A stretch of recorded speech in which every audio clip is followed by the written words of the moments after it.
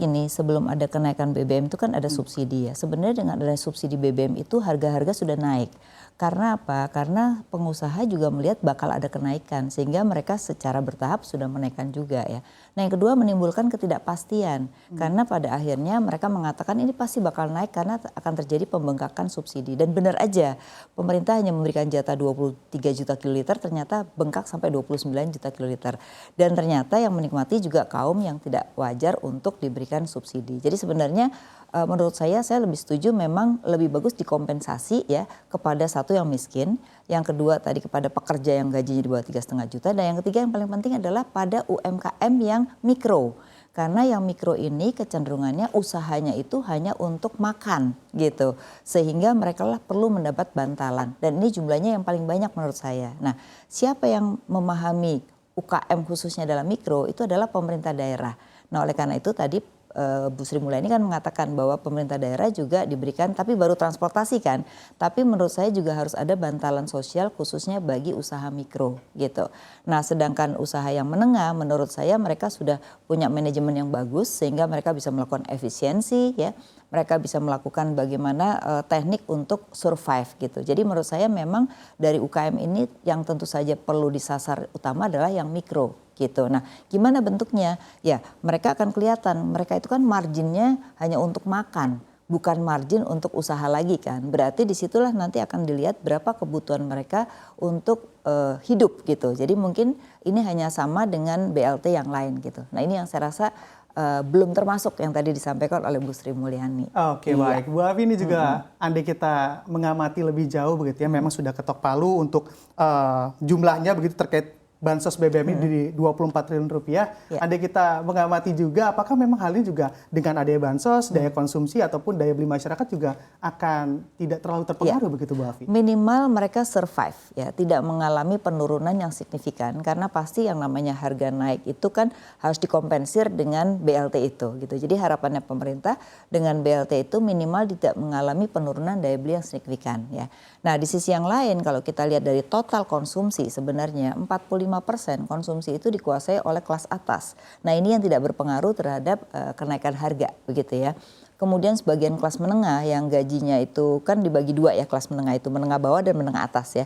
Nah yang menengah atas itu kontribusinya sekitar 30%-an. Jadi sebenarnya 70% lebih itu kontribusinya menengah atas yang biasanya tidak kena dampak secara langsung. Nah yang kena dampak itu yang bawah. Makanya kenapa pemerintah mendahulukan kelas bawah, sebenarnya mereka tuh hanya 17% dari total konsumsi. Cuman orangnya banyak banget gitu. Yeah. Nah itu yang diberikan. Nah jadi mungkin menurut saya yang harus dilihat adalah bantuan ini harus cukup jangka panjang.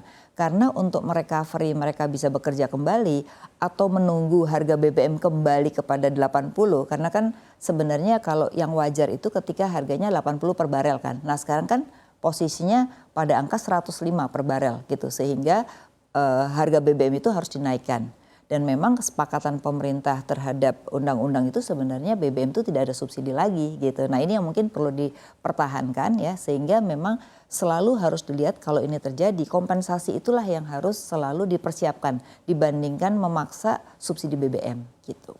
Menghadapi kalau kita tadi perhatikan begitu ya statement dari Pak Julius ini juga terdapat bantuan sosial yang mana juga sudah disiapkan. Tapi pertanyaannya adalah apakah memang UMKM juga siap dan telah mengantisipasi begitu pada sebelumnya terkait adanya harga ataupun kenaikan harga BBM di waktu sebelumnya? Memang kalau kita lihat UMKM kita, persentase terbesar itu adalah perdagangan. Jadi kalau perdagangan itu memang lebih mudah. Begitu ada harga naik ya mereka tinggal ambil margin dari perdagangan. Nah memang yang akan jadi problem itu adalah yang pertanian, kemudian yang berbasis industri karena mereka itu kan harus menghitung ulang terhadap harga pokok ya. Jadi menurut saya memang nanti dalam UKM ini harus dipilah-pilah juga. Tadi pertama yang mikro, kalau mikro itu udah pasti harus dibantu karena mikro itu pada level subsisten level ya kan. Bahkan ada wacana malah dari Menteri Koperasi sendiri mikro itu harusnya urusan Menteri Sosial karena kebanyakan mereka hanya urusan perut. Nah, tapi untuk UKM sendiri di atasnya mikro itu yang mungkin perlu dipilah-pilah.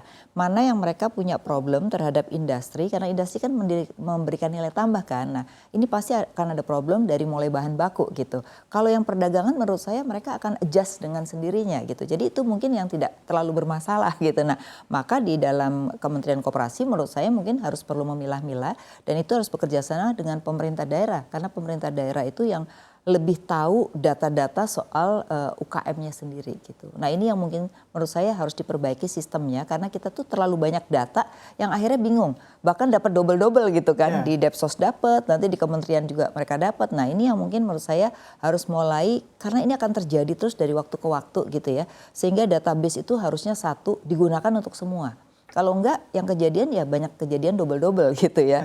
Dan apa kebutuhannya beda-beda. Kalau menurut saya juga tidak bisa, kalau yang UKM ya, itu dikasih begitu saja uang. Tapi kebutuhan mereka akan beda-beda. Di sektor pertanian di Sumatera Utara akan berbeda dengan sektor pertanian mungkin di Jawa gitu. Nah oleh karena itu keleluasaan ini sebaiknya juga ada kerjasama dengan pemerintah daerah supaya tidak satu untuk semua, tapi satu untuk semua tapi berbeda-beda gitu. Itu yang saya rasa belum ada gambaran. Oke.